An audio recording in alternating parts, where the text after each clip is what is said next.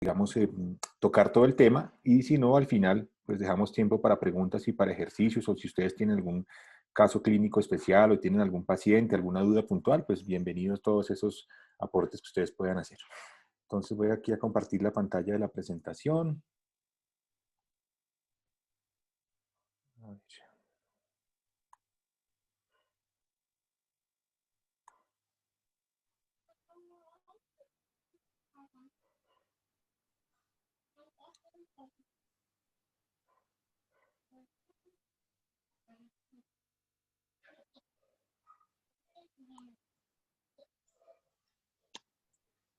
Bueno, a ver si no sé, no sé si me estarán viendo, Martica, si ven la pantalla o no la ven.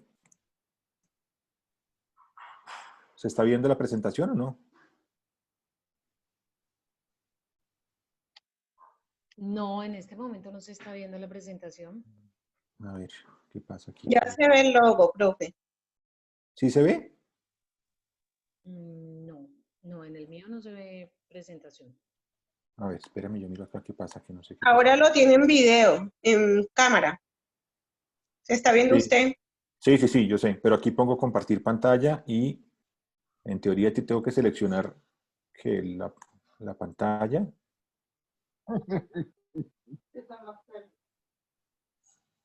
Em, A ver, a ver, a ver.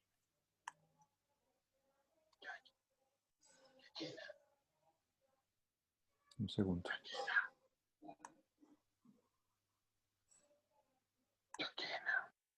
En la parte de abajo, ¿no? A ver. No me sale nada.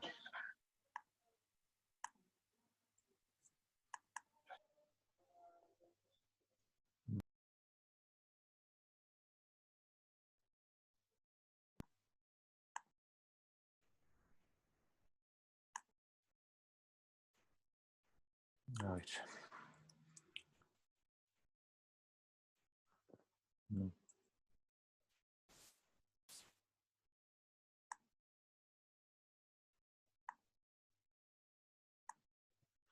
Porque aquí está ya habilitada la función de compartir pantalla. Sí, yo sé. Y aquí pongo compartir pantalla, pero entonces no me deja. Ay, Dios mío. A ver. Preferencias del sistema. Espérame un segundo. Tranquilo, no se preocupe.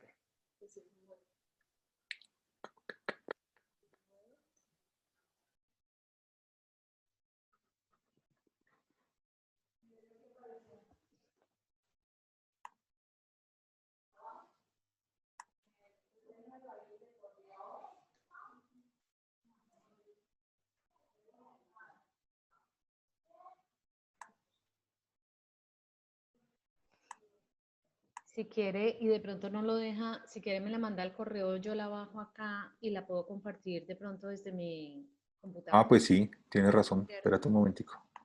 Te lo voy a mandar al WhatsApp, de hecho. A ver si logramos hacerlo así. Dame un segundo.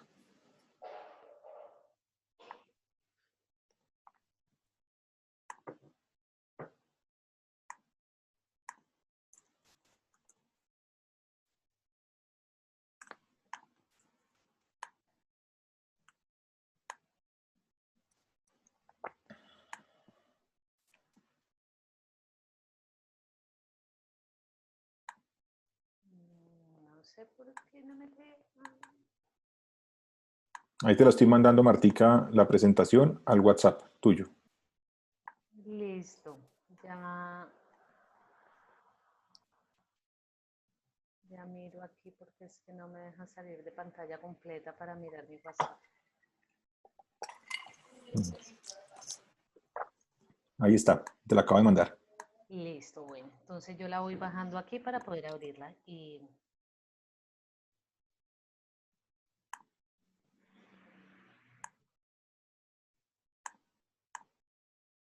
¿Listo? Bueno, mientras tú sí, señor. vamos empezando para que no nos coja, no nos atrasemos, vamos empezando entonces con la idea de la charla de dolor por cáncer. Entonces, digamos, cuando uno habla del dolor oncológico y del tratamiento del dolor oncológico, pues digamos, es un tema sumamente extenso eh, desde el punto de vista de la etiología, del dolor por cáncer, desde el punto de vista de la fisiopatología, el dolor oncológico, de la forma de evaluarlo y finalmente del tratamiento. Lo que traté de hacer con esta presentación es como en la misma charla ir dejando las cosas como más importantes, sobre todo con un enfoque y unos mensajes prácticos para ustedes para que les sirva obviamente en el día a día, para que les sirva en el abordaje del manejo del paciente con dolor por cáncer cuando llega a las instituciones donde ustedes trabajan. Entonces, esa es como la idea. No me voy a tratar de enfocar tanto en la parte de fisiopatología o en la parte pues, de diagnóstico, sino las cosas prácticas y ustedes, por favor, como lo dije al principio de la presentación, pues me van interrumpiendo o me van haciendo preguntas sin ningún problema pues porque de eso se trata. ¿Sí se Entonces, no está sé, viendo? Perdón. sí, yo hoy sí la veo ya. A ver, No sé si los usted me demás la dice ven. cuándo la voy cambiando. Sí, ¿los demás la están viendo la presentación ahora sí? Sí, Sí, claro, sí. pero Listo. Entonces, siguiente, porfa. Ay, perdón. Ay, perdón, ¿qué hice? Devuélvete. No, ahí estás para adelante. Toca para atrás. Sí, qué pena. Tranquila. Eso. Ahí en la segunda diapositiva. Igual simplemente esa es la diapositiva de presentación. Ya Marta me había presentado. Para los que no me conocen, yo soy Juan Guillermo Santa Cruz, soy médico internista, soy subespecialista en dolor y cuidados paliativos. Dirijo ya desde hace muchos años el servicio de cuidado paliativo y de soporte oncológico de la Fundación Santa Fe de Bogotá y soy vicepresidente de la Asociación de Cuidados Paliativos de Colombia. Entonces, como les decía, lo que quiero hacer es un enfoque práctico del dolor oncológico. ¿Cuál es la siguiente? Que es una diapositiva que creo que ahí cabe básicamente el, el refrán de que una imagen vale más que 1000 palabras. Digamos que todos sabemos lo impactante, digamos, y el impacto que tiene para la calidad de vida de los pacientes un dolor no controlado, específicamente cuando estamos hablando del paciente con cáncer. Ya vamos a ver por qué es importante su tratamiento y cuáles son las consecuencias de no tratarlo a tiempo. Siguiente. Entonces, empecemos mirando el problema. O sea, ¿qué es lo que pasa con los pacientes oncológicos hoy en día? Un porcentaje muy importante reporta dolor de intensidad moderada severa, hasta el 40% de los pacientes. Y uno puede dividir esto, digamos, en las diferentes fases de tratamientos por las cuales atraviesa el paciente. Entonces, en la fase de tratamiento curativo, ustedes saben que hoy en día muchos pacientes, dado el avance de los tratamientos oncológicos, incluida la cirugía, la quimioterapia y la radioterapia, pues entran en un tratamiento que es curativo. Durante ese tratamiento curativo, hasta el 32% de los pacientes presentan dolor. No se les olvide que hemos evolucionado muchísimo en cuanto a eficacia de los tratamientos oncológicos, pero no hemos evolucionado muchísimo en cuanto a ser capaces de que esos tratamientos no generen síntomas, específicamente dolor. Entonces no hay que olvidar que la radioterapia, la quimioterapia, las cirugías generan dolor para el paciente que muchas veces impactan la calidad de vida al punto que eso interfiere con la adherencia al tratamiento del paciente. Por eso es que eso es importante. O sea, cuando uno mira esto desde el punto de vista de que si yo no le trato el dolor por cáncer a un paciente de manera adecuada, eso va a impedir que el paciente vaya a sus controles, vaya a sus seguimientos, ahí es muy importante. Una vez se desarrolla la enfermedad metastásica, más del 50% de los pacientes tienen dolor. Después del tratamiento, que es otra cosa muy importante, o sea, una vez el paciente está curado de cáncer o se considera curado, hasta el 30% de los pacientes quedan con dolor crónico, muchas veces asociado al tratamiento del cáncer más que a la enfermedad. Y súper importante tener en cuenta que la sobrevida está relacionada con el control sintomático, es decir, los pacientes que tienen menos dolor, los pacientes que vomitan menos, los pacientes a los que se les tratan adecuadamente los síntomas durante el tratamiento curativo de la enfermedad, les va mejor desde el punto de vista de sobrevida que aquellos pacientes que no reciben un cuidado paliativo de calidad. Y eso es súper importante para el tema de la noche siguiente. Entonces, datos, digáis, estadísticas de esto tenemos todas las que ustedes quieran. Aquí pongo simplemente unas ya un poco viejas, 28 millones de personas con cáncer en el mundo para el año 2010. De ellas el 30-80% van a presentar dolor y un porcentaje súper importante continúa sin un tratamiento adecuado. En nuestro país, de hecho, tenemos ese problema. En nuestro país, desafortunadamente, el acceso a cuidados paliativos y tratamiento de calidad es es deficiente por muchas razones que vamos a evaluar también en el transcurso de la presentación, y creo que esto que estamos haciendo esta noche, estas jornadas de educación médica continua, pues contribuyen a que los pacientes estén mejor atendidos y tengan acceso más temprano a alivio de los síntomas. El dolor obviamente es el síntoma, digamos, más temido desde el punto de vista social. Por ejemplo, como digo yo, a uno automáticamente le dicen cáncer, la primera palabra que se nos viene a la cabeza es dolor. No necesariamente puede ser el síntoma que más impacte la calidad de vida de las personas, pero sí el síntoma en que todos pensamos automáticamente una vez tenemos la palabra cáncer en nuestra cabeza. Lo otro que es importante es que el dolor mal controlado afecta la funcionalidad del paciente, afecta el apetito, afecta el sueño, afecta el ánimo, y eso se traduce en un impacto, en un deterioro significativo de la calidad de vida. En teoría, y lo digo en teoría, porque desafortunadamente en la práctica no es así, cuando uno hace un seguimiento adecuado de las guías de práctica clínica para el tratamiento del dolor oncológico, se logra control de dolor en un 90%. Uno dice, uy, eso es un montón. O sea, eso quiere decir que si yo me leo juiciosamente esta noche cualquier guía de dolor por cáncer de las que les enviaron, sé que Marta les envió unas guías y yo le pasé a Martica unas guías que estaban en español el viernes, que espero hayan podido leer alguna de ellas. Entonces, eso quiere decir que si yo me leo esa guía juiciosamente, yo voy a brindar alivio del dolor en el 90% de los pacientes. Ese es un número, para mi gusto, digamos, exagerado. Es un número que todos quisiéramos que fuera real, pero desafortunadamente en la práctica clínica esto está lejos de ser realidad. Eso tiene muchas razones, ¿no? Tiene razones en que estos datos son datos ya muy antiguos.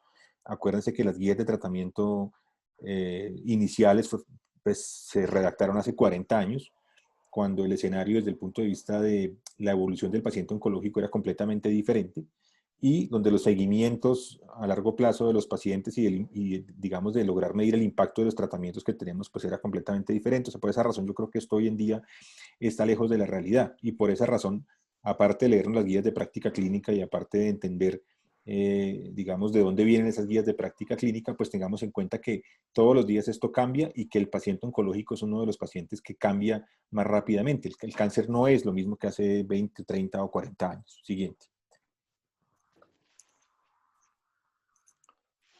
Bueno, entonces, fíjense que el tratamiento del dolor por cáncer continúa siendo inadecuado en la tercera parte de los pacientes. Es decir, una tercera parte de los pacientes, 33%, van a tener un tratamiento inadecuado.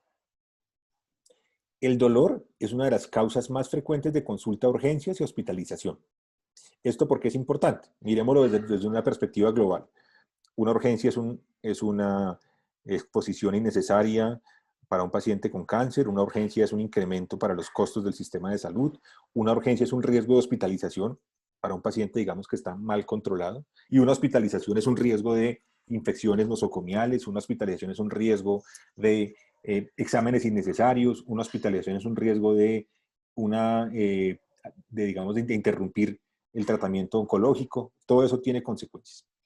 Y en esta revisión que les muestro, que es una revisión ya más actualizada de este año, ellos observan cómo el domicilio, es decir, el lugar donde viven los pacientes, es el peor lugar para el control del dolor, ¿sí? Donde peor tratados están los pacientes es definitivamente en la casa.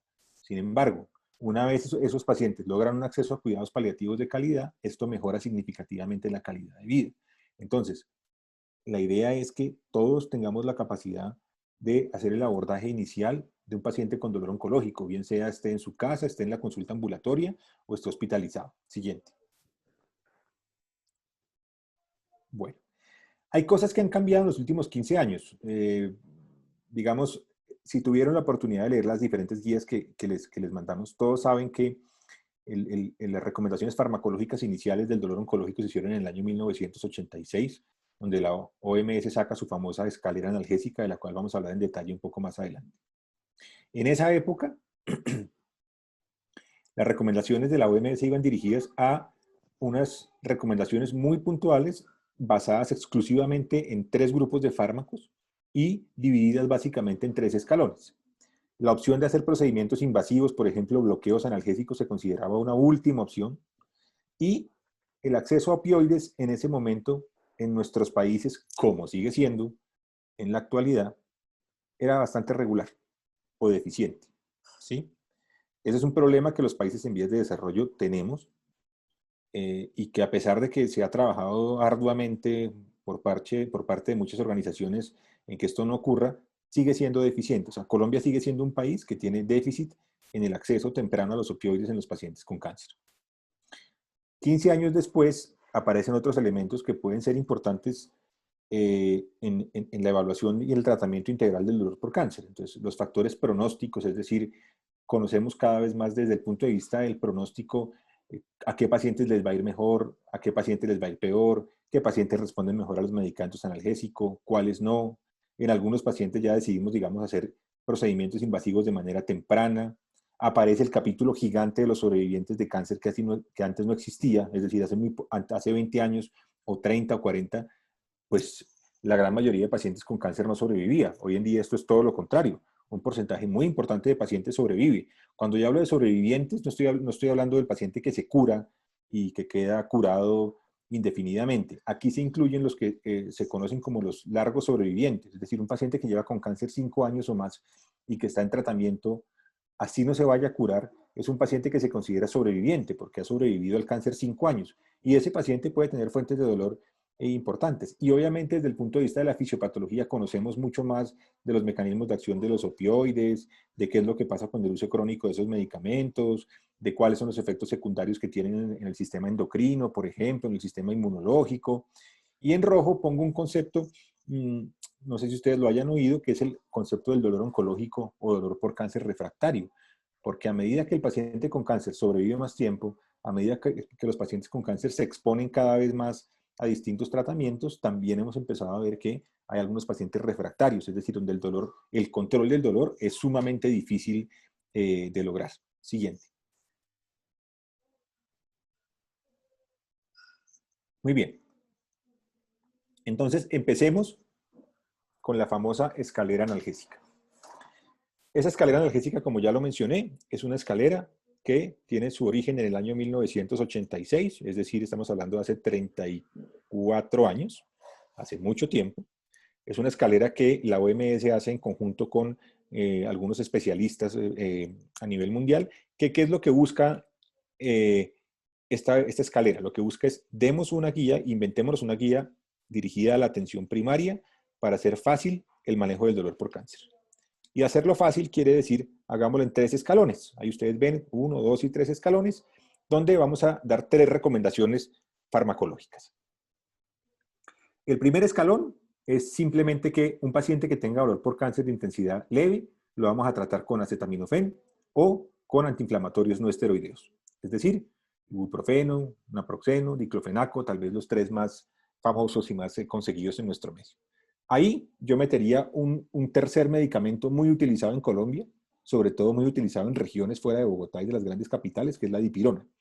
La dipirona ha sido un medicamento que ha sido como satanizado por muchos, sigue siendo muy utilizado por mucha gente y es un medicamento que tiene una eficacia pues que es de resaltar y es un medicamento que creo que vale la pena tener incluido en el armamentario de los medicamentos para el dolor por cáncer. Si el paciente no responde a ese tratamiento, entonces pasamos al escalón 2, donde está lo que se conoce como los opioides débiles. Los opioides débiles son para nuestro medio el tramadol, la codeína y la hidrocodona. Y si el dolor no mejora con eso, entonces pasamos a los opioides potentes.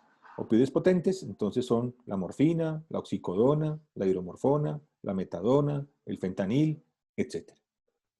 Eso es básicamente lo que dice la escalera analgésica, digamos, viéndolo de forma muy básica.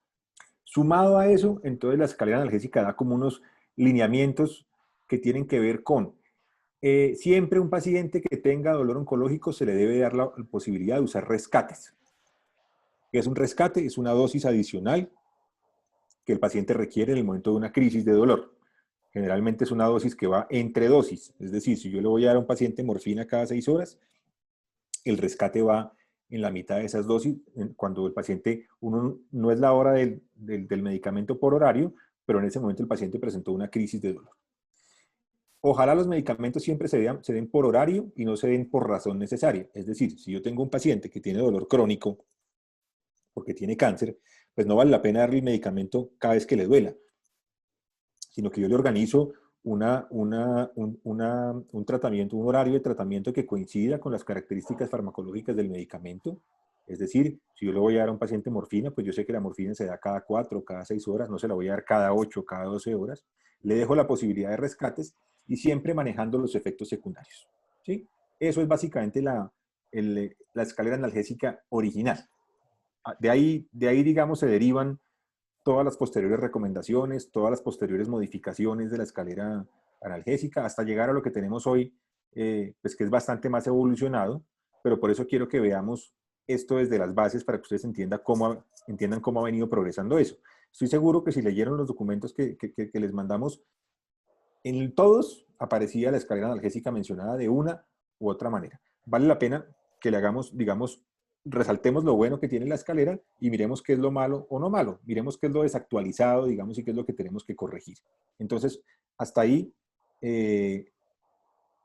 pregunto si todo está claro, si alguien tiene una pregunta y si el audio está bueno.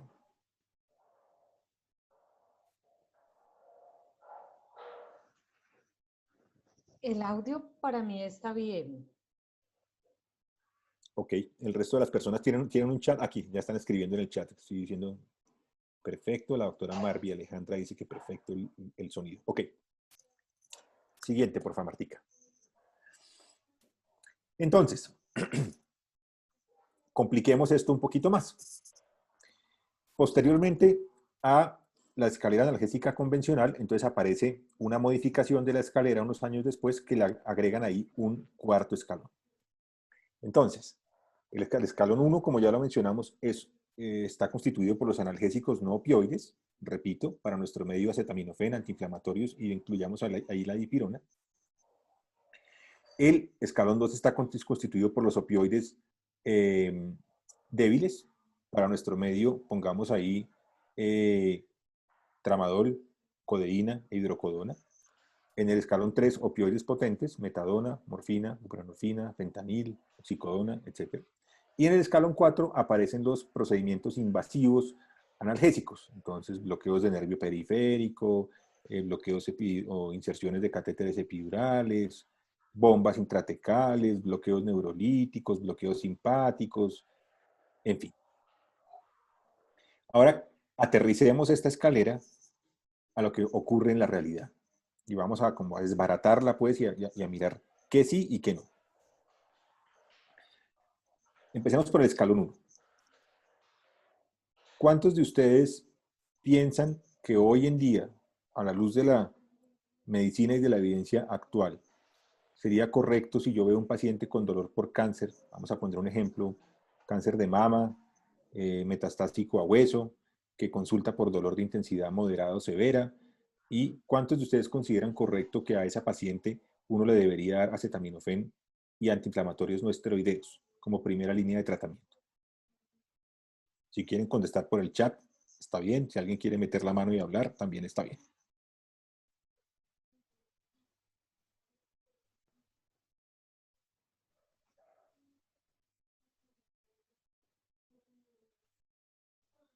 Bueno, están como tímidos, Martica. Me va a tocar preguntarles directamente por el nombre de los que yo tengo en la pantalla. Va a tocar Entonces, al tablero. entonces, hoy en día, uno no le puede dar antiinflamatorios no esteroideos a un paciente a largo plazo. A ningún paciente, ¿cierto? La doctora Marvi contesta, moderado a severo iniciaría opioide. Está perfecto. Entonces, primera cosa, los analgésicos antiinflamatorios no esteroideos están reservados para pacientes que tengan beneficio, que no tengan contraindicaciones y siempre por un corto plazo. No tiene nada de malo darle a un paciente joven, no sé, con un diagnóstico de un sarcoma, un ciclo corto de un antiinflamatorio, preferiblemente ustedes se acuerdan, naproxeno sería el medicamento que uno debería usar. Si ese paciente tiene función renal normal y no tiene riesgo de sangrado, estaría perfecto. Pero primera cosa, uno no debería darle AINES a un paciente a largo plazo. Entonces, si yo sé que un paciente va a demorar un mes en volver a mi consulta, pues ya dejar a un paciente con un AINE un mes entero, a un paciente con cáncer, con todo el riesgo que tienen y todas las complicaciones que eventualmente pueden tener, estaría, digamos, que contraindicado. Número 2. ¿Quién daría solamente acetaminofén a un paciente. Digamos, a pesar de que el acetaminofén se menciona en todas las guías, a pesar de que el acetaminofén, digamos, uno encuentra mil y unas razones para usarlo, cuando uno va a mirar la evidencia real que eso, pues no hay ninguna evidencia de que el acetaminofén combinado, por ejemplo, con un opioide, disminuya el consumo de opioides, que es la razón por la que a veces muchas personas lo dan. Entonces, digamos, uno podría hacerle como esas pequeñas críticas a la escalera. Para nuestro medio, yo meto la dipirona ahí, porque la dipirona, digamos, todavía no hay ni siquiera un acuerdo si uno la puede clasificar como un opioide y como un antiinflamatorio no esteroideo. A veces hay publicaciones donde se sugiere que los mecanismos de acción tienen que ver más incluso con mecanismos de acción parecidos al acetaminofén más que a los antiinflamatorios. En eso, digamos, no hay mucha claridad. Pero creo que es un medicamento eficaz, creo que es un medicamento potente, creo que es un medicamento que uno podría usar en vez de AINES, por ejemplo, con una seguridad, sobre todo en cuanto a toxicidad renal, un poco menor que los antiinflamatorios no esteroideos, con la posibilidad de administrarlo por vía parenteral, que es un medicamento económico y que uno puede conseguir en muchas partes, o sea que eso podría ser una alternativa. Miremos el escalón 2. Entonces, opioides débiles. La doctora Marvi decía ahí, paciente que tenga dolor moderado o severo, yo le iniciaré un opioide potente. Esa es una de las recomendaciones que hace hoy en día la OMS y que hacen todas las publicaciones más modernas. Entonces, esa es la primera cosa en la que tenemos que tener claridad. Paciente con cáncer, con dolor de intensidad moderada a severa, tiene indicación de un opioide potente. Ahora, miremos puntualmente qué tenemos en el escalón 2. Tramadol. Creo, Martica, me corriges, pero entiendo que la semana pasada o en charlas previas ya vieron la parte de farmacología de opioides con Cristian, si no estoy mal. Sí, sí, sí, se Listo, vio perfecto. un oncológico. Perfecto. Entonces, ustedes saben que el tramadol realmente es un medicamento atípico, es un analgésico atípico con unos mecanismos de acción distintos a los opioides convencionales.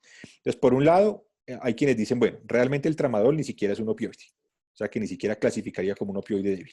Primera cosa. Hay quienes dicen también, bueno, pero es que realmente los mecanismos de acción por los cuales el tramadol produce analgesia son más parecidos a otros mecanismos de acción que a los opioides. Entonces, ¿qué tanto el tramadol hace ahí? Y tres, en dosis altas el tramadol es muy mal tolerado porque produce náusea y vómito, como todos lo sabemos. Entonces, hay quienes cuestionan el papel del tramadol o su posición en el escalón 2. Segundo punto, miremos la codeína. Entonces, la codeína ustedes saben que es un opioide débil, que es una prodroga, que finalmente se convierte en morfina, con efectos secundarios incluso más frecuentes que los de la morfina. Entonces hay quienes dicen, si yo le voy a dar codeína a un paciente, ¿por qué mejor no le doy dosis de morfina? Una dosis de morfina baja. Me explico. ¿Para qué le voy a dar al paciente una dosis de acetaminofén con codeína que trae 325 miligramos de acetaminofén y 30 miligramos de codeína si le puedo dar 2 gotas de morfina cada 6 horas más el acetaminofén? ¿Mm? Eso es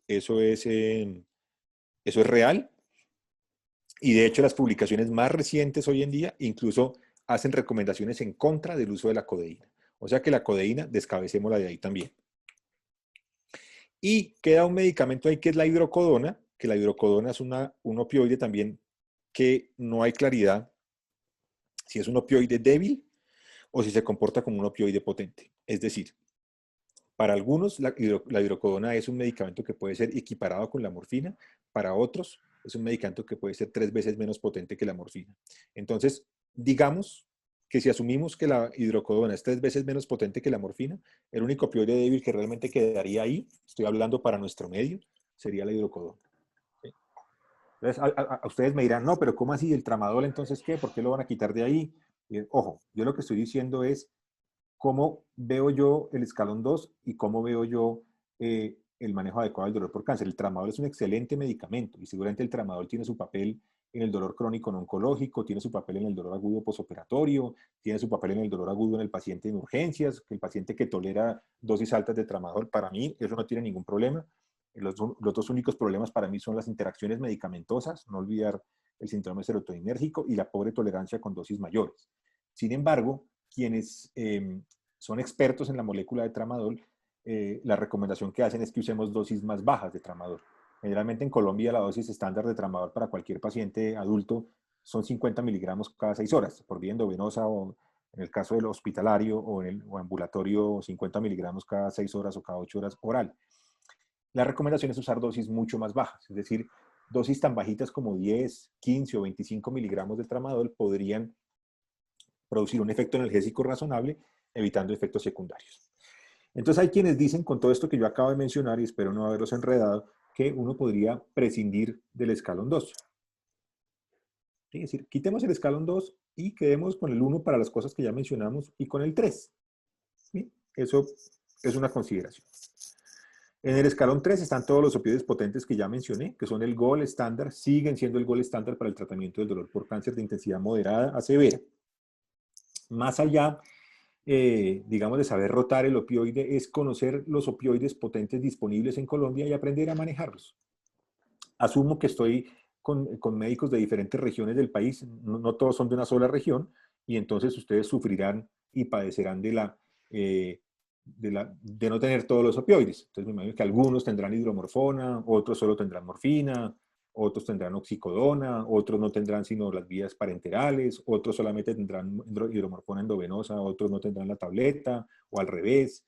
Y estoy seguro que la gran mayoría de ustedes, asumo, tiene morfina, ¿sí? Y espero que por lo menos tengan hidromorfona también en presentación parenteral y en presentación oral. Entonces, el gold estándar del manejo del dolor por cáncer sigue siendo un opioide potente en pacientes con dolor de intensidad moderada a severa. Esa es la primera recomendación. Pero aquí yo solamente he hablado lo que hicimos aquí, que fue evolucionar un poco la escalera analgésica, entender cómo ha evolucionado del año 86 a ahora, adicionar un cuarto escalón, entender que esto es una cosa puramente farmacológica. Y fíjense que yo aquí no he mencionado otros medicamentos, no he mencionado otras intervenciones no farmacológicas en el paciente del dolor por cáncer, simplemente para que fuéramos despacio desglosando poquito a poco de dónde viene todo esto. Siguiente, por favor.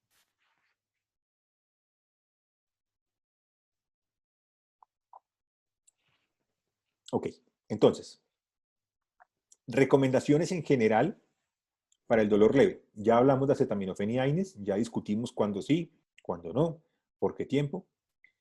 No hay evidencia significativa para apoyar o refutar el uso de acetaminofén o AINES solos o en combinación en el dolor leve a moderado. Es decir, toda la evidencia clínica de esto es bastante pobre. Pero eso no quiere decir que eventualmente, si nos encontremos con un paciente con dolor de intensidad leve, que responde al manejo con acetaminofén o que se beneficia de un ciclo corto de un antiinflamatorio no esteroideo, eso no esté bien hecho. Bienvenido y está, digamos, adherido a las recomendaciones de las diferentes guías. Siguiente.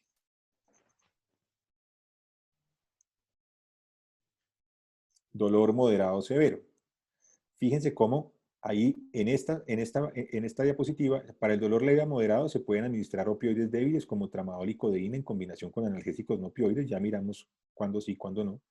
Pero como alternativa a los opioides débiles, se pueden dar dosis bajas de opioides potentes, que podrían ser una opción. ¿Ok?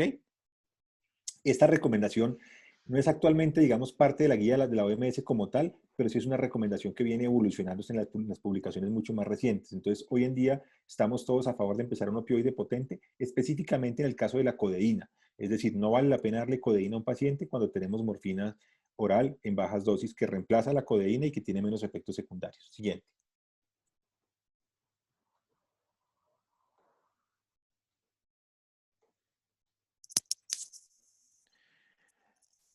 En cuanto al dolor moderado intenso o moderado severo, entonces otra cosa que es súper importante entender es que no hay un opioide potente superior a otro, ¿sí? No hay un opioide potente mejor que otro.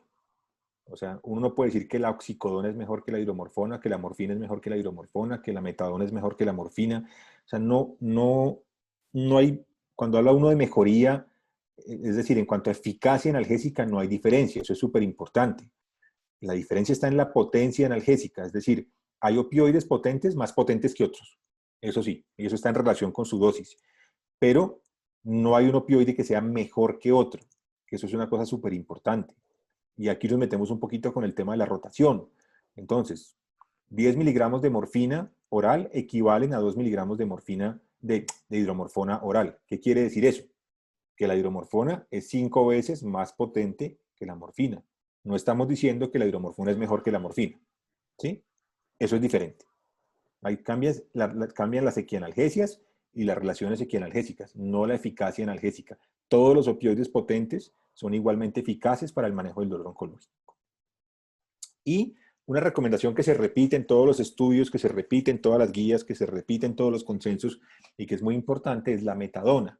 La metadona es un medicamento que tiene muchas particularidades, que se usa o clásicamente se ha usado para el tratamiento de mantenimiento en pacientes adictos, pero que es un medicamento, digamos, una herramienta excelente para el manejo del dolor oncológico en personal entrenado para su adecuada utilización, porque tiene unas características farmacológicas que pues, no vale la pena mencionar ahora, pero que ustedes sepan que existe, que está disponible y que se puede usar en pacientes que tengan dolor refractario. No está recomendado, digamos, como primera línea, y no está recomendado en pacientes no expuestos previamente a opioides, y no está recomendado para usar por médicos que no tengan suficiente experiencia en su adecuada utilización. ¿Ok? ¿Hasta ahí alguna pregunta, muchachos?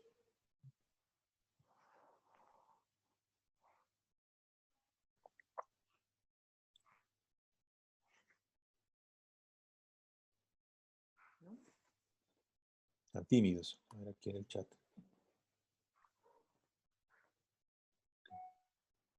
Perfecto.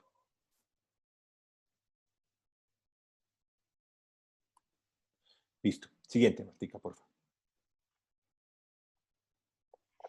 Entonces, dale otra vez, por favor.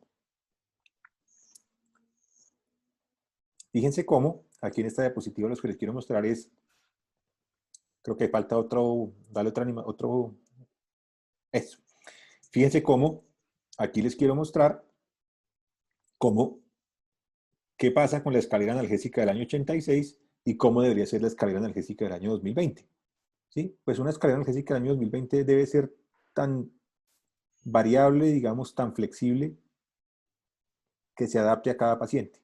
¿Sí? No es una cosa rígida de 3 escalones con 3 alternativas puntuales y sin muchas opciones adicionales.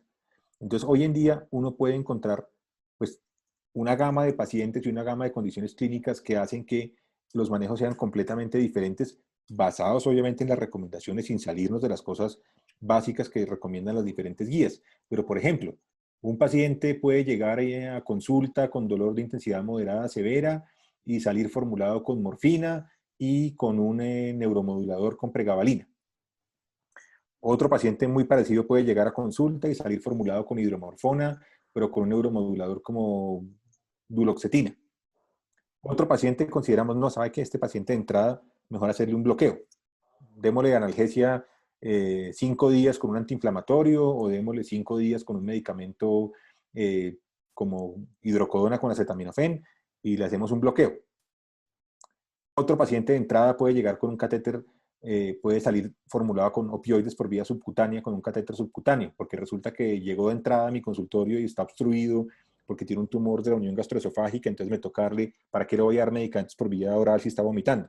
Entonces de entrada yo ya ahí en ese caso, por ejemplo, digamos, me pasé por encima de todas las recomendaciones, pero pues es que de entrada no le puedo dar un opioide oral a un paciente que está vomitando. Así la OMS diga que es la morfina y que por vía oral y que por horario y que con rescates, ese paciente de entrada se me sale de cualquier recomendación. Entonces, esa escalera analgésica que les muestro ahí del año 2020 es como debe ser para cada paciente. Dado que tenemos tantas herramientas, dado que tenemos más medicamentos, dado que tenemos más conocimiento de la fisiopatología y más que entendemos el curso de la enfermedad, pues los pacientes tienen hoy en día muchas alternativas. Y cuando yo hablo de muchas alternativas, claro, habrá cosas que asumo en los lugares donde ustedes trabajan, pues no se pueden hacer. Me imagino que no hay acceso a hacer procedimientos invasivos, me imagino que no hay acceso a algunos medicamentos puntuales, pero digamos, estoy seguro que tienen acceso a un par de opioides potentes y tienen acceso a una vía subcutánea con un catéter subcutáneo y tienen acceso a usar un par de neuromoduladores y con eso es suficiente para que uno con esas cosas, dentro de lo que se pueda, uno tenga la capacidad de atender las necesidades de los diferentes pacientes. Entonces, fíjense, aquí me voy metiendo de ladito con el cuento de la rotación de opioides. Entonces, de entrada, una recomendación es uno no le administra ningún medicamento por vía oral a un paciente que está vomitando, ¿sí? O a un paciente que tiene una patología oncológica que le impide deglutir.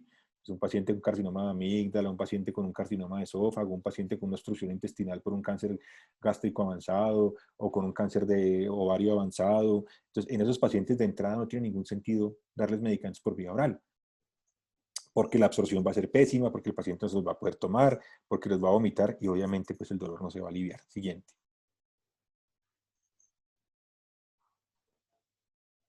Bueno. Al principio de la charla lo mencionábamos, pero quiero ser enfático en esto, y es que el paciente con dolor por cáncer sufre, digamos, atraviesa por un, digamos, por un proceso, por un tiempo de enfermedad en donde ese paciente va a ir cambiando el escenario del dolor, va a ir cambiando de acuerdo al escenario de la enfermedad. Entonces, aquí ustedes ven las prevalencias de los diferentes escenarios. Entonces, el paciente con cáncer metastásico o en enfermedad terminal, entendida la enfermedad terminal como aquel paciente que tiene una expectativa de vida menor a 6 meses, la prevalencia de dolor es del 64%. El 59% de los pacientes en tratamiento, 33% de los curados y una cosa muy importante abajo que es el dolor incidental. ¿A qué nos referimos por el dolor incidental? Al dolor, digamos, que es no prevenible, es decir, el paciente que está tranquilo y que tiene crisis de dolor, o el paciente que tiene una fractura y que le da un dolor el berraco cada vez que lo mueven, por ejemplo, el paciente tiene una fractura patológica de cadera y mientras esté quieto, digamos, el paciente puede estar tranquilo, pero de pronto cuando lo vamos a mover tiene muchísimo dolor. Entonces, tenemos que estar preparados para abortar esa crisis de dolor cuando se presente. Siguiente. Entonces, aquí en esta diapositiva les muestro un poco lo que les estaba contando. Fíjense cómo un paciente con cáncer atraviesa por diferentes situaciones. Entonces, una cosa es el paciente al que le diagnostican un cáncer, por ejemplo, y le van a hacer una cirugía oncológica, en el que tenemos que manejarle adecuadamente el dolor de su cirugía oncológica. Mujer con un cáncer de mama que va a ir a una mastectomía radical. El dolor por cáncer de mama en el posoperatorio, después de una mastectomía radical, hay que saberlo manejar. Paciente que va a ir a una amputación de una extremidad por un sarcoma. Ese paciente hay que saberle manejar el dolor antes de la cirugía, durante la cirugía y en el posoperatorio para prevenir complicaciones. ¿Cierto? Otra cosa distinta es el paciente que tiene dolor relacionado con el tratamiento. Es decir, el paciente que hace una polineuropatía inducida por quimioterapia o el paciente que hace una mucositis severa por la radioterapia. Otra cosa es el dolor del paciente con enfermedad metastásica. Otra cosa es el dolor de la enfermedad al final de la vida. Otra cosa es el dolor en el paciente sobreviviente de cáncer. Fíjense cómo podemos tener un solo paciente que atraviesa por esos diferentes momentos de la enfermedad. Y nada tiene que ver el manejo del dolor posoperatorio que estamos haciendo hoy al manejo del dolor de la enfermedad terminal que haremos en 1 año, 2 años, si ese paciente desafortunadamente evoluciona a ese escenario. Y a pesar de que no tienen nada que ver, pueden estar ligados en cuanto al pronóstico. Me explico. Si yo trato mal a un paciente, si yo no le hago un manejo analgésico adecuado a un paciente al que van a llevar a una amputación de una extremidad, probablemente eso me va a repercutir en que ese paciente va a quedar con una secuela de dolor crónico y luego el dolor crónico de ese paciente o durante la enfermedad metastásica va a ser más difícil de manejar por no haber tratado adecuadamente el dolor agudo. ¿Sí? Si yo sé que un paciente con cáncer al que trato hoy le pongo una dosis de morfina y el paciente vomita con la morfina, pues yo ya sé que ese paciente de ahí para adelante no le voy a dar morfina, porque ya sé que vomita con la morfina. Entonces tendré que utilizar otros medicamentos distintos, pero me queda claro que la morfina le produce mucha náusea y vómito, razón por la cual no la voy a usar. Siguiente. Y no se les olvide también que de acuerdo a la diapositiva anterior, también hay un modelo de cuidado paliativo, que ese modelo de cuidado paliativo está relacionado directamente con la enfermedad, pero está relacionado directamente con el paciente y con la familia y con el entorno del paciente. O sea, aquí vamos de menos a más. ¿Sí? De nada me sirve el dolor, de nada me sirve formular excelentemente un opioide a un paciente si yo al mismo tiempo no estoy tratando de cubrir, digamos, todas las síntomas que produce la enfermedad, no solamente el dolor, si yo no estoy tratando de cubrir todas las dificultades que puede tener el entorno del paciente, específicamente con una enfermedad tan impactante como el cáncer. Y si yo no estoy involucrando a la familia y el entorno de ese paciente en el manejo de la parte psicosocial, en el manejo de la ansiedad, en el manejo de la depresión, en el manejo del duelo, etcétera, etcétera. Siguiente.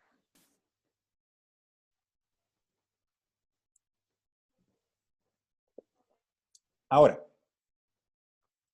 ¿cómo clasificamos el dolor oncológico? Aquí les muestro una de las propuestas para el nuevo CID-11 sobre cómo se debería clasificar el dolor por cáncer. Entonces, partimos del nivel 1, el dolor relacionado con cáncer, ¿cierto? Y luego podemos ahí clasificar dos grandes grupos. Uno, el dolor por cáncer, y dos, el dolor del paciente sobreviviente de cáncer. Fíjense que ya es tan importante el tema que ya está integrado, digamos, y se propone que en la nueva clasificación del dolor por cáncer está incluido el capítulo del dolor sobreviviente. Luego, una vez tenemos dolor por cáncer, podemos ser más rigurosos y podemos decir, bueno, hay un dolor de origen visceral, hay un dolor de origen óseo, hay un dolor de origen neuropático. Dentro del dolor por post-tratamiento habrá un dolor que está relacionado con el tratamiento del cáncer, con los medicamentos, como la neuropatía inducida por quimioterapia. Habrá un dolor que puede ser post-radioterapia, como una plejopatía por radioterapia, o habrá un dolor que es post-quirúrgico.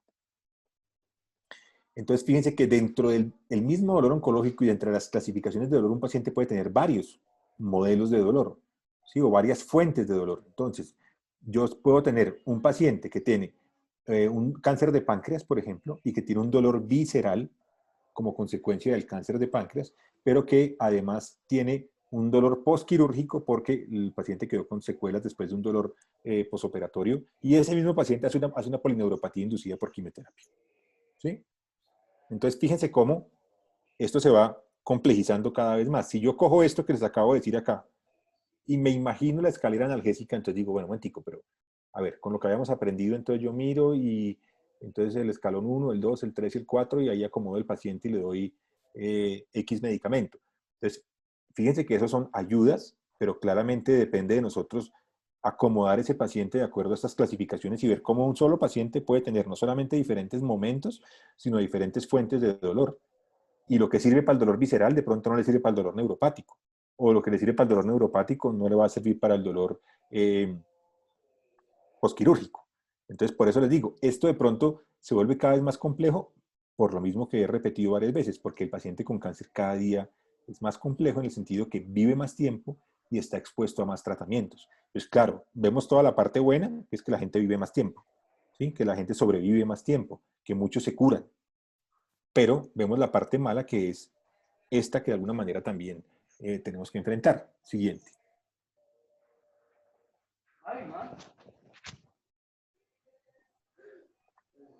Ok.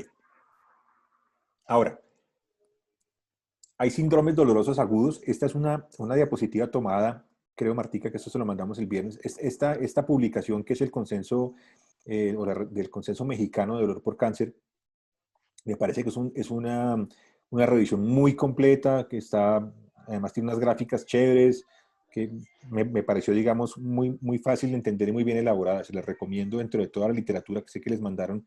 Creo que yo mandé esta y mandé otra guía, creo que era la latinoamericana, si no estoy mal, no estoy seguro cuál Sí, fue la otra que mandé, creo que eran... mandaste dos, que era una revisión, que era una con Marta Jimena, vi que estaban Sí, sí, ahí, sí, sí, y sí, sí, había sí, otra sí. que era de México. Eso, Se es esta, mandaron el viernes en la tarde, se les enviaron el correcto. viernes en la tarde. Entonces, digamos, me imagino que no han alcanzado a leer todo lo que les mandaron, pero para los que quieran leer, les interese y no se les facilite el inglés tanto, les recomiendo estas dos que están en español y que me parece que son muy buenas y muy prácticas. Entonces, aquí están. En cáncer puede haber síndromes dolorosos agudos que pueden estar relacionados con los procedimientos, desde una biopsia, por ejemplo, o relacionados con Claro, y eso, relacionados con yo le el eché tumor. queso crema, se me olvidó el queso crema. Tatiana, Quiero algo diferente. Tatiana, se puede hacer. Ah, listo, ya pasó el queso crema, sí. Entonces, y hay dolores síndromes dolorosos agudos relacionados con el tumor. Entonces puede ser que el tumor produzca una obstrucción o se produzca una infección indirectamente. Amén. Vamos a sacar la basura esta vez. Espérate, que es que como estoy compartiendo pantalla. Dale, yo te espero. No me dejas. Ahora no te vas a echar a morir ahí. Tatiana, ¿tú puedes silenciar el computador, porfa?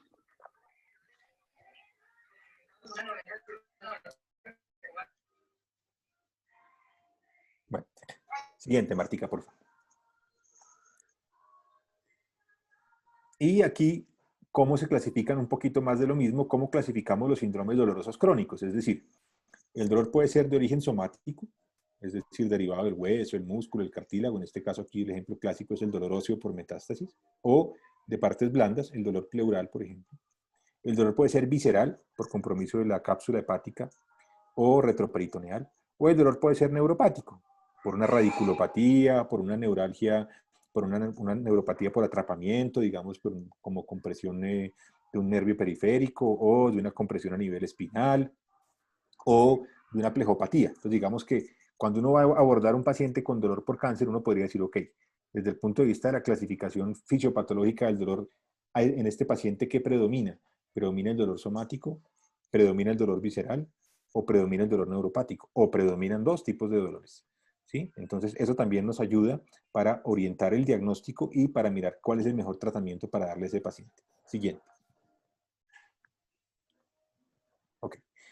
Este simplemente es para mostrarles que la cantidad de barreras que todavía existen, que están a todos los niveles, para el adecuado manejo del dolor. Digamos que esto no lo puede extrapolar en general a todo el manejo paliativo, pero digamos que hablemos puntualmente del manejo del dolor. ¿Cuáles son las barreras que tenemos para que un paciente con cáncer en nuestro país acceda tempranamente a medicamentos opioides potentes y a un médico que tenga la capacidad de formulárselo? Y entonces ustedes ven ahí que las barreras están en todos los niveles.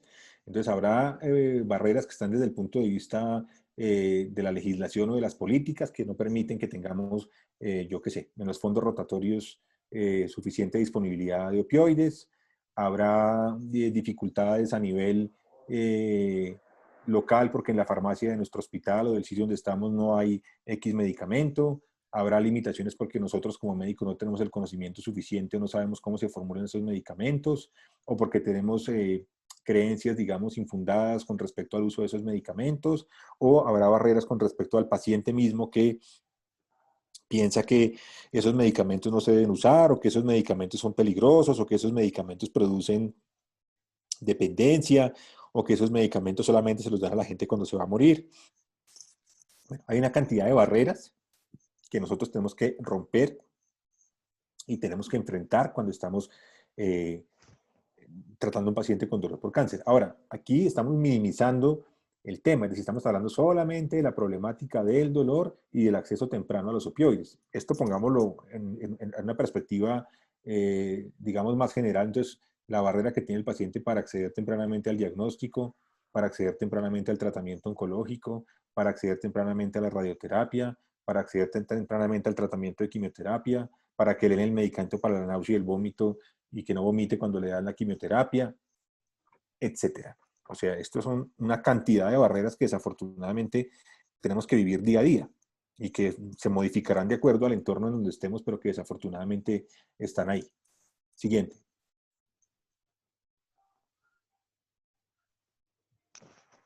Bueno, no me voy a meter mucho en la fisiopatología del dolor por cáncer, que esto daría pues para otra charla completa, digamos, no es el fin de la charla, no es la intención, pero simplemente recordar conceptos básicos de nocicepción y mirar cómo tenemos como tres vías fundamentales en el manejo del dolor, o tres protagonistas, que son las vías periféricas, las vías centrales, donde está la vía espinal, y ya los centros, digamos, a nivel talámico y cerebral.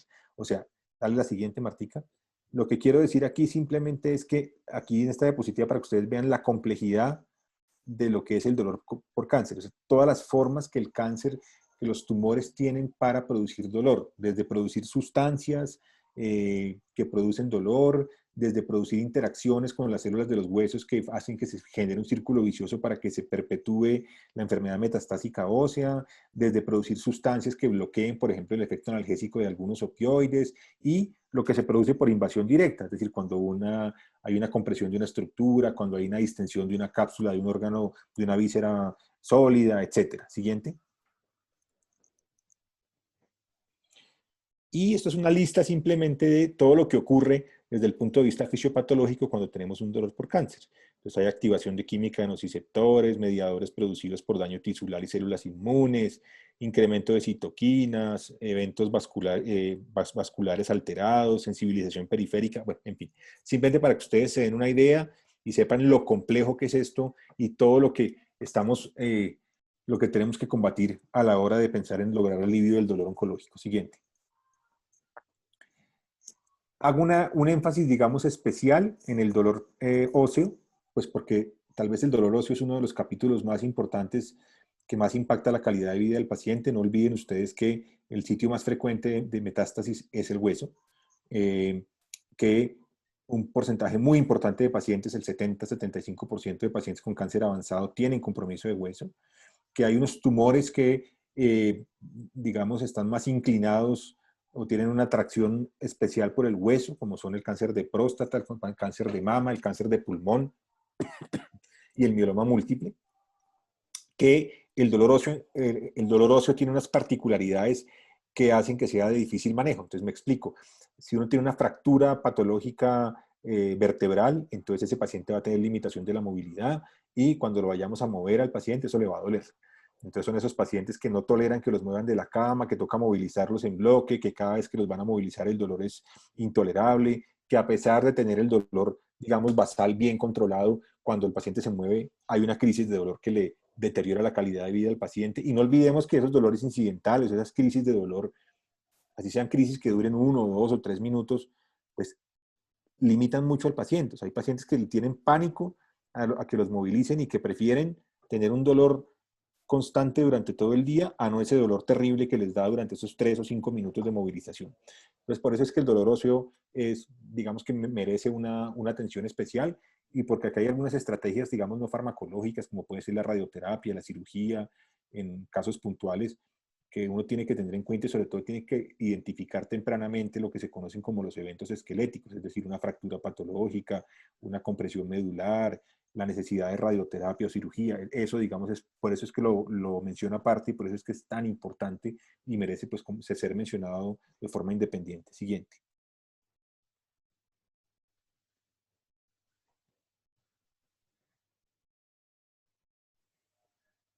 Ok.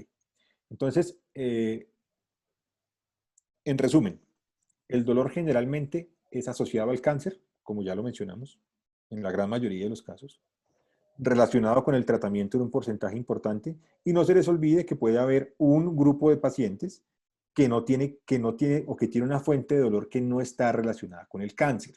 Entonces, el hecho de que uno tenga cáncer no quiere decir que no tenga artrosis de cadera, por ejemplo. O el hecho de que yo tenga cáncer me puede favorecer de forma indirecta que yo haga un herpes zóster y una neuralgia posherpética, porque la quimio me baja las defensas y eso hace que yo me inmunosuprima y por esa razón entonces voy a tener un dolor crónico. Entonces, para que ustedes se den cuenta que esas son como las causas principales. Siguiente. Ok. Dentro de la valoración del dolor por cáncer, digamos por aquí también voy a pasar brevemente.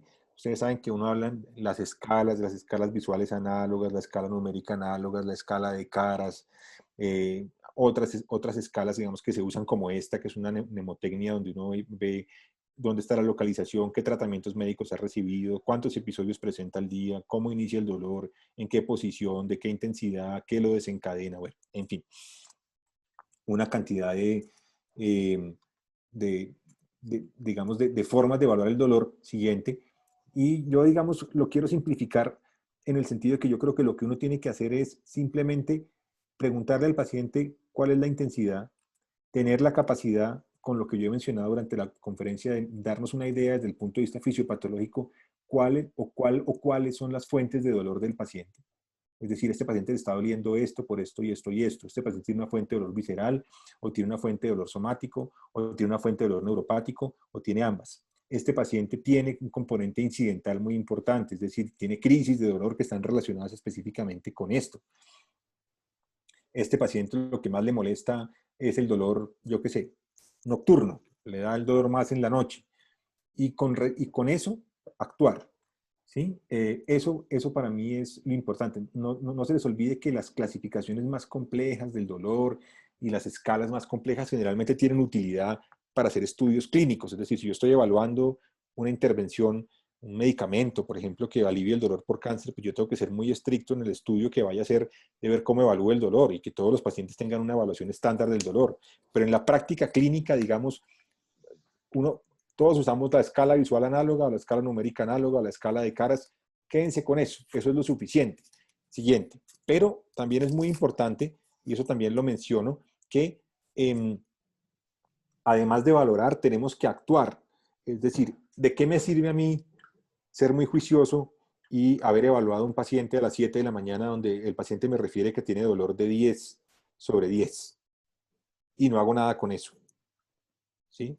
O sea, me dice 10 sobre 10 y para mí es lo mismo que me dijera 0 sobre 10 y yo digo, ah, bueno, ok. O sea, si un paciente a mí me dice que tiene dolor de 10 sobre 10, pues yo debo considerar eso una urgencia, entre comillas, es decir, algo tengo que hacer para aliviar rápidamente el dolor de este paciente. Entonces, el mensaje, dale la siguiente, Martica. El mensaje con esto es simplemente que evaluemos el dolor de la manera que queramos, pero no nos quedemos con la idea de que ahí llegamos, sino actuemos. O sea, no podemos permitir que un paciente tenga dolor 10 sobre 10. O sea, bajemos el dolor lo más que podamos. Tenemos los medicamentos, tenemos la forma como esos medicamentos actúan más rápido, que es por vía parenteral, por vía endovenosa o vía subcutánea si el paciente no está hospitalizado.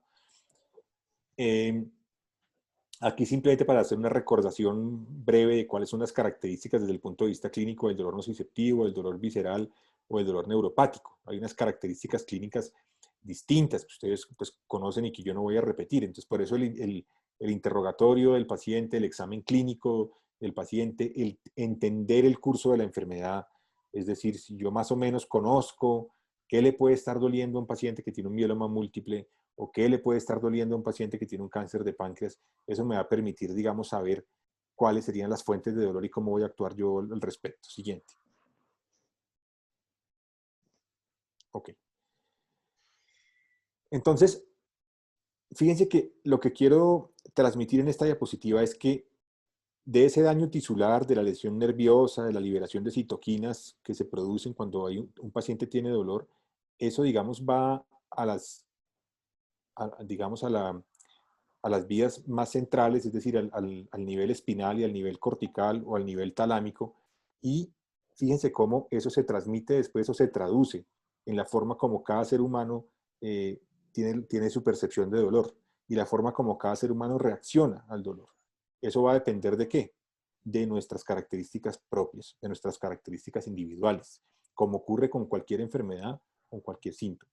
Entonces, el grado, la carga de ansiedad, de depresión que tenga un paciente previamente, dependerá también de la forma como ese paciente desde el punto de vista de la percepción del dolor, si hace más o menos síntomas afectivos, si hace más o menos uso inadecuado de opioides, si hace más o menos alteraciones cognitivas, si enfrenta estoicamente el dolor o si por el contrario hace una catastrofización del mismo, digamos, no olvidar que todas estas cosas tienen una repercusión a nivel, digamos, o un impacto a nivel personal y a nivel emocional que también es muy importante y que es absolutamente pues, variable de acuerdo a cada persona. Siguiente. Factores pronósticos. Yo les mencionaba al principio de la charla que uno puede, digamos, tener algunos elementos que nos permiten decir, vea, este paciente va a tener una adecuada respuesta al tratamiento y este paciente probablemente no. Entonces ahí hay una lista, la primera que voy a nombrar, si quieres ve pasando Martica. Entonces, la presencia de dolor visceral, de dolor óseo de tejidos blandos, es de buen pronóstico. ¿Qué quiere decir eso? Que esos pacientes responden generalmente al tratamiento analgésico. La ausencia de estrés emocional, es decir, que no haya antecedentes de enfermedad mental, específicamente de trastornos de ansiedad o depresivos. que el paciente haga un ascenso lento de dosis de opioides, es decir, que rápidamente el paciente no haga una tolerancia y empiece a consumir grandes dosis, que haya ausencia de dolor incidental, ya lo he mencionado, el dolor que se presenta de manera inesperada o que se presenta con un movimiento, que es de difícil manejo, que no haya antecedente de consumo de alcohol o de adicción a drogas. Siguiente, esos son, digamos, los factores que uno podría considerar de buen pronóstico.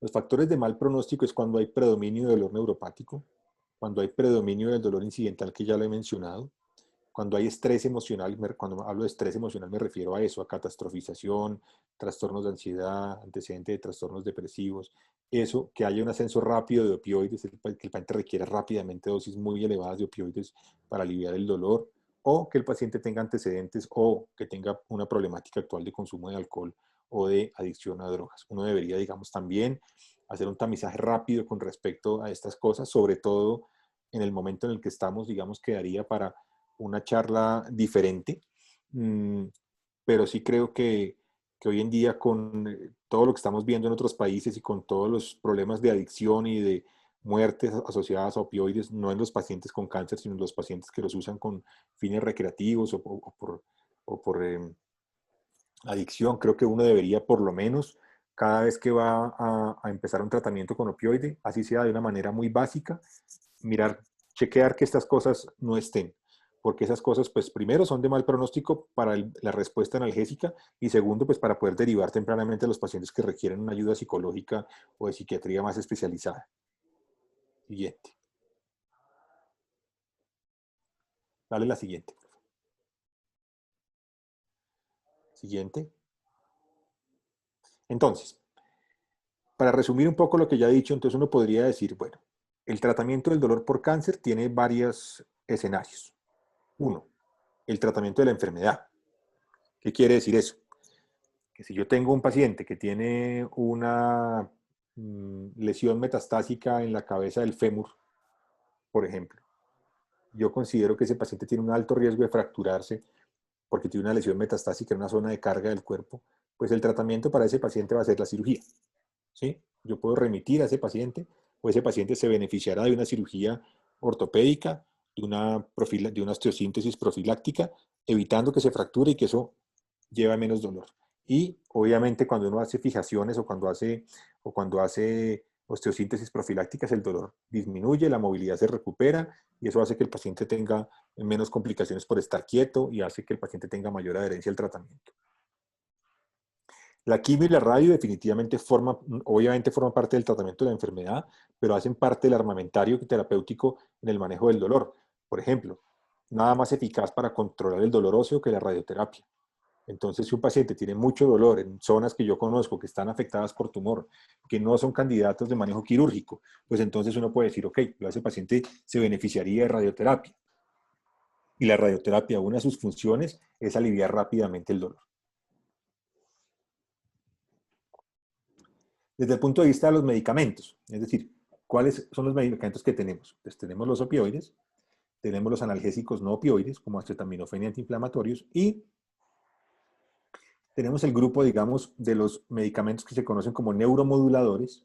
Neuromoduladores son aquellos medicamentos que no tienen un efecto analgésico directo, es decir, los medicamentos antidepresivos, anticonvulsivantes, gabapentin, pregabalina, amitriptilina, duloxetina, son medicamentos que ustedes saben que, digamos que su indicación primaria no es el dolor, sino es la depresión o son las convulsiones o otras, pero que con el tiempo y con la investigación clínica hemos llegado a descubrir que tienen efectos neuromoduladores y no analgésicos directos. Es decir, si yo le doy a un paciente una dosis de pregabalina o una dosis de amitriptilina o una dosis de gabapentin, eso no tiene un efecto analgésico. Con el tiempo y por sus mecanismos de acción va a tener un efecto neuromodulador que se va a traducir en analgesia, que eso es diferente. Y tenemos ahí otros dos grandes grupos que son los corticoides y los bifosfonatos. Entonces, neuromodulador o coadyuvante se le dice a esos medicamentos, como ya lo mencioné, que tienen una acción distinta o que no son opioides. Es decir, cuando uno habla de medicamentos coadyuvantes en cáncer, hace referencia a todos aquellos medicamentos que no son opioides. ¿Por qué razón? Porque la escalera analgésica está basada en opioides. Entonces, lo que no es un opioide se conocen en la literatura también como medicamentos coadyuvantes. Está el manejo intervencionista, que eso también es un campo amplísimo que no voy a mencionar ahora. Sí me interesa que ustedes conozcan que eso existe y que hay pacientes que se pueden beneficiar. Es decir, habrá pacientes que por las características del dolor, por el tipo de dolor que tienen, por sus antecedentes, se beneficiarán de un procedimiento invasivo. Y están, digamos, todo lo que hoy en día se puede llamar medicina integrativa. Entonces, en algunos pacientes la acupuntura, en algunos pacientes la terapia de mindfulness, en algunos pacientes la meditación, el yoga, han mostrado que pueden tener un efecto benéfico en el manejo del dolor y de otros síntomas asociados al cáncer. Probablemente esos no sea una buena idea mandar a un paciente que está en urgencias con un dolor 10/10 porque tiene una fractura de un hueso, pues entonces decir, no, para este paciente yo no le voy a mandar morfina, sino que vaya donde el acupunturista. Probablemente eso no tenga ningún sentido. Pero sí pueden ser intervenciones que pueden ayudar a los tratamientos que yo les he mencionado. Siguiente. Entonces, fíjense cómo hay algunas publicaciones recientes que muestran, después de todo lo que hemos hablado, después de todo lo que yo he dicho, de cómo ha evolucionado y cómo es que llegamos desde el año 1986 hasta el 2020, hay algunas publicaciones que hacen ya unas recomendaciones puntuales a favor, en contra, o donde no se encuentra evidencia para dar una recomendación ni a favor ni en contra. Aquí les extraigo unas de esta referencia que les traigo acá. Por ejemplo, ¿qué indicaciones están a favor hoy en día? Entonces, a favor tenemos el uso de opioides potentes en dolor moderado o severo. Eso creo que a todos nos quedó claro. 2, la rotación de opioides. Es decir, la estrategia de rotar un opioide, que es cambiar un opioide con otro, cuando yo tengo un efecto secundario, cuando yo tengo una pobre analgesia o cuando yo tengo un cambio en la condición clínica del paciente, está claramente indicado. Me explico. Yo puedo tener un paciente que viene tomando morfina en gotas y que está muy bien controlado del dolor. Y ese paciente llega al servicio de urgencias mañana porque tiene una obstrucción intestinal maligna. A ese paciente la morfina le estaba sirviendo divinamente por vía oral, pero no le puedo seguir dando morfina por vía oral porque está obstruido. Entonces, ¿qué me toca hacer? O darle morfina por vía parenteral o buscar otra alternativa a opioide. ¿Sí? No importa, fíjense que ese es un ejemplo donde cambiamos el opioide no porque sea malo, no porque no sirvió, sino porque la condición clínica del paciente cambió. Y ustedes saben que en cáncer, específicamente en cuidado paliativo y en pacientes con enfermedad avanzada, pues la condición clínica de los pacientes cambia bruscamente y dramáticamente. El paciente hoy está bien, mañana está obstruido. El paciente hoy está normal, mañana está en falla renal. El paciente hoy está perfecto, mañana tiene una mucositis severa que no le permite pasar ni saliva. Entonces, digamos, esa estrategia está fundamentada. ¿Para qué rotamos un opioide? Por las 3 razones que yo ya les mencioné.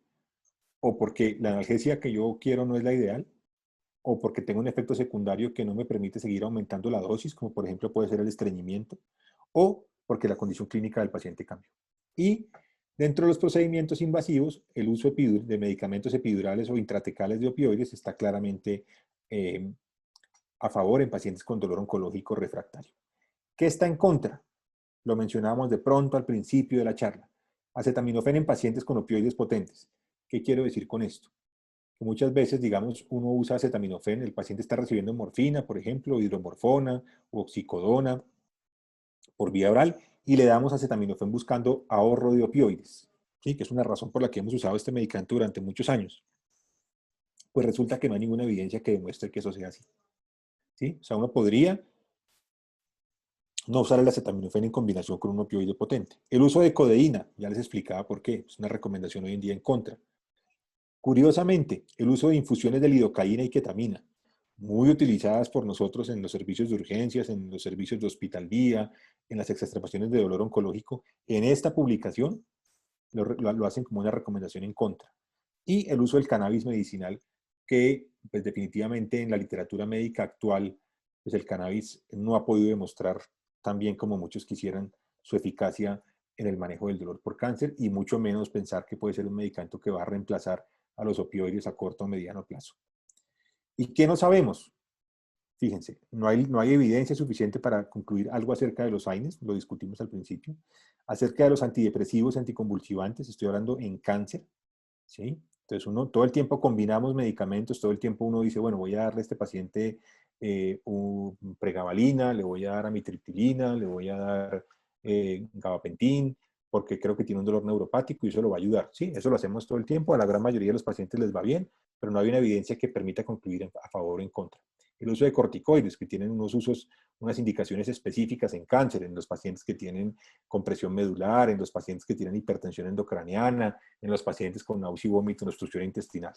Y neurólisis del plejo celíaco, que es una estrategia básicamente para el dolor del hemiabdomen superior, específicamente de cáncer de páncreas y de la vía biliar. Digamos, no hay evidencia que permita concluir si sirve o no sirve. Para que ustedes vean cómo todos los días aparecen cosas nuevas que nos obligan a repensar la forma en la que abordamos el dolor oncológico. Siguiente.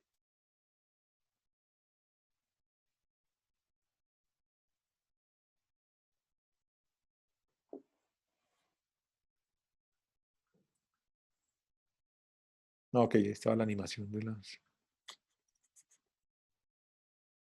Listo.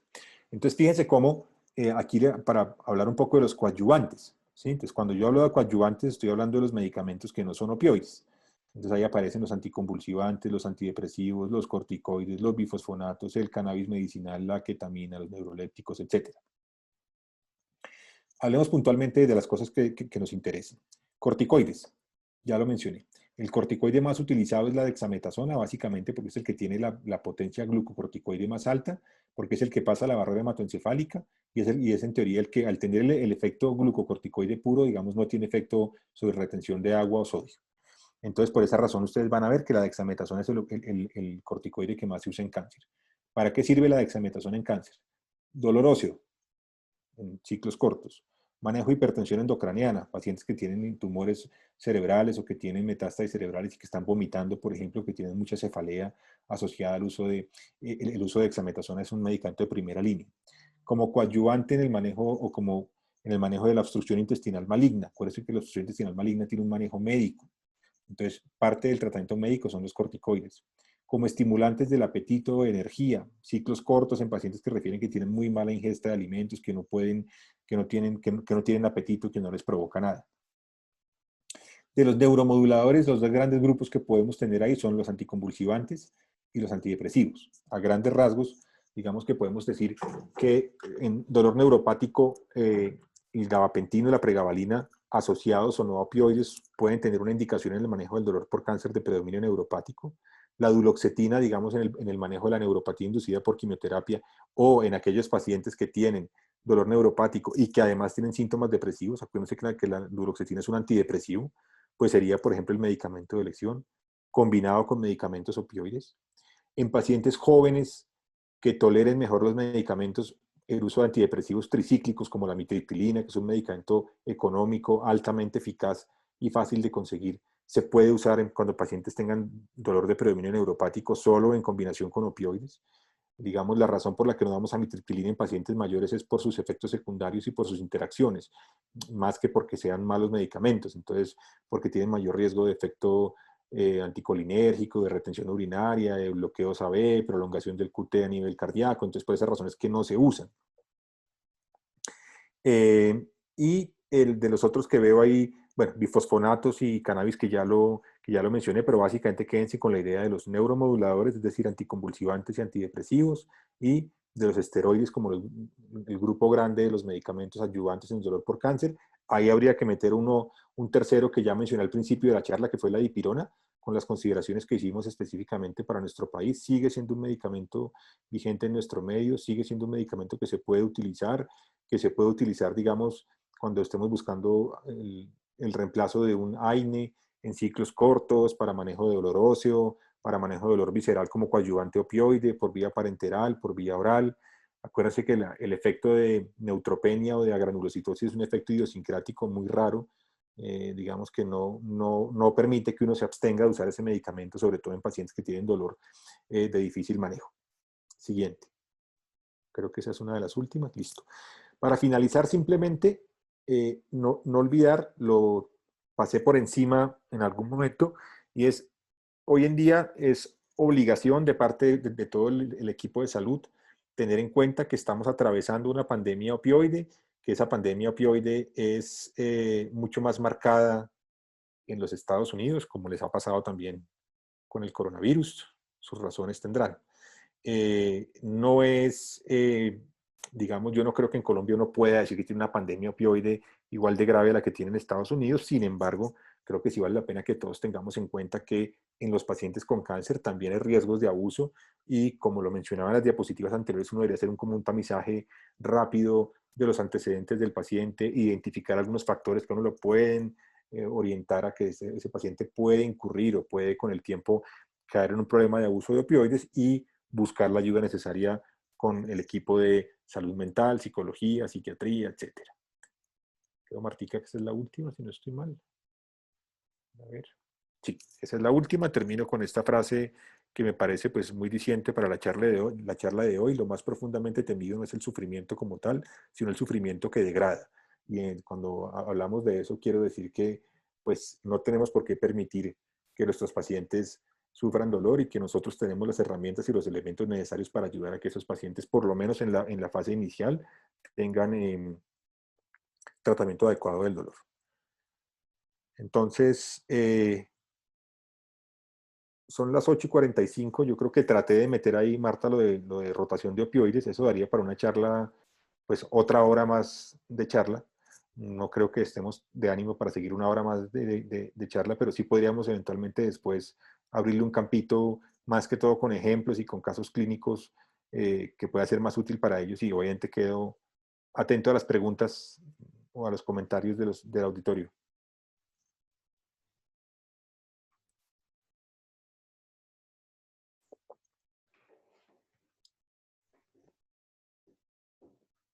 Ya me dices, de pronto lo de opioides lo hacemos en otra intervención aparte.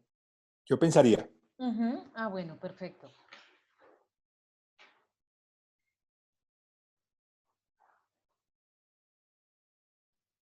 Entonces, ¿quién tiene preguntas, comentarios, dudas? No sé si de pronto hoy está conectada la persona que hacía la vez pasada la pregunta sobre lo del manejo de cannabis.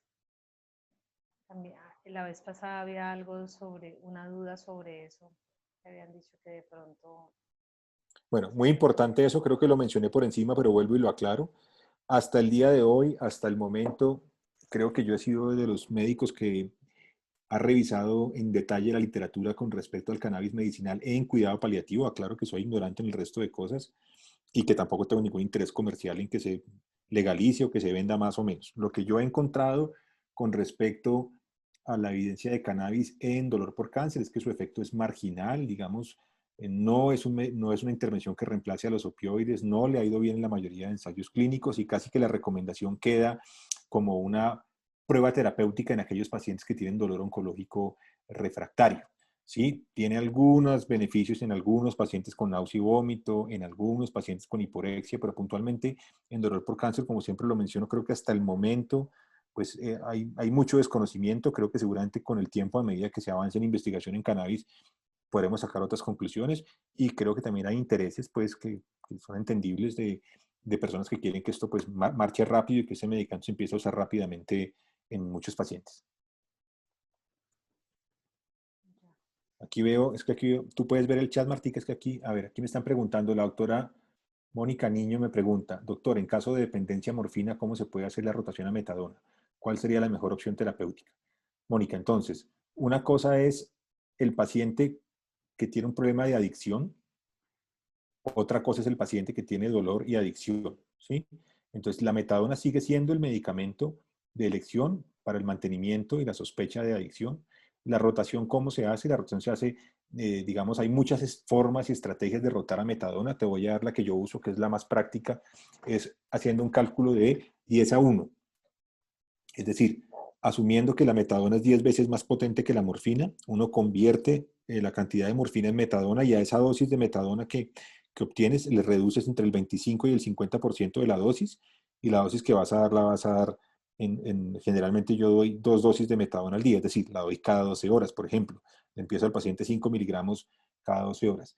Si el paciente tiene dolor, acuérdate que la metadona es un excelente analgésico y es un excelente medicamento para el dolor por cáncer. Digamos que será como un medicamento de segunda, tercera línea. Si el paciente lo que tiene es adicción, es decir, tú crees que lo que tiene es una fuente de dolor que no es clara y que está realmente siendo un problema de adicción a morfina, pues tú puedes dar como el paso inicial en convertirlo a metadona, pero ese paciente obviamente requiere un manejo multidisciplinario con un psiquiatra, un psicólogo que también sea experto en adicciones. Daisy, muy buenas, la charla muy buena, muchas gracias. Bueno, no veo más preguntas, Martica. No, no veo más preguntas, doctor Santa Cruz. Bueno, entonces, pues quedo pendiente. Tú me ayudas entonces a que organicemos con este mismo grupo cuando tú me digas otra charla de rotación, pero a mí me gustaría también, más que una charla, si ustedes tienen casos clínicos puntuales de la vida real, si tienen un paciente en este momento, si han tenido pacientes, si tienen dudas, si tienen cosas que les generen controversia en el lugar de trabajo, pues agrupen todas esas cosas que tienen y en la siguiente charla lo hacemos, digamos, un poco más relajado, que ustedes puedan hablar, participar y solucionamos esa, que a mí me parece mucho más productivo hacerlo así sobre el terreno que a que me vengan a hablar a mí 2 horas seguidas.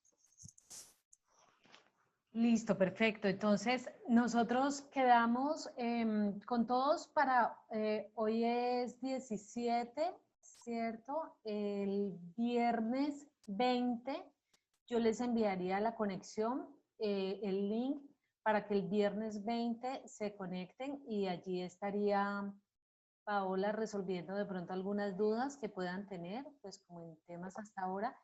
Y si quieren, cuadramos con el doctor, no sé, usted me podría decir. No, si quieres, la otra semana, digamos, cualquier día más o menos a esta hora, para mí es perfecto. O sea, Ajá, depende de lo que digan ellos, tú me vas contando cuál es la disponibilidad del grupo y yo me adapto más a ellos para mirar qué espacio les abrimos la otra semana. ¿Te parece? ajá. Sí, a mí me parecería bien si pudiéramos definir que pudiera ser el martes, así como hemos venido haciendo. ¿Le parece? Que pudiera ser el Sí, martes espérame un 24. segundito, yo miro acá, dame un segundo. Una escuadra aquí. Porque recuerde que yo el miércoles viajo, voy a estar esa semana por fuera, entonces si pudiera ser lunes o martes, pues sería Martes, listo, martes. perfecto, martes está perfecto. Listo, entonces que pudiéramos hacerla el martes y de una vez ese día, entonces, si usted quiere, para que todos vayan pensando, yo les puedo recordar nuevamente si tienen casos clínicos o algo que quieran o algún paciente Listo. puntual que quisieran exponerles, ¿vale? Y si no es de dolor, si no tienen dudas de las charlas previas que han tenido, o si se les quedó entre el tintero alguna duda de una charla eh, que haya dado Paola o Cristian, no sé quién más ha estado, también bienvenidos, no tiene ningún problema. Listo. Ay, muchísimas Bueno, gracias, doctor Santa Cruz. Excelente la charla. Muchas felicitaciones. muchas gracias entonces, hablamos. Bueno, que estén muy bien. Bueno, yo no les, no, es que como estaba compartiendo pantalla, no les hice el link para la asistencia, pero lo voy a hacer en este momento y se los mando al chat de WhatsApp para que lo puedan llenar. ¿Vale? Entonces, chao, que estén muy bien. Muchísimas gracias por la participación. Nos vemos el próximo martes.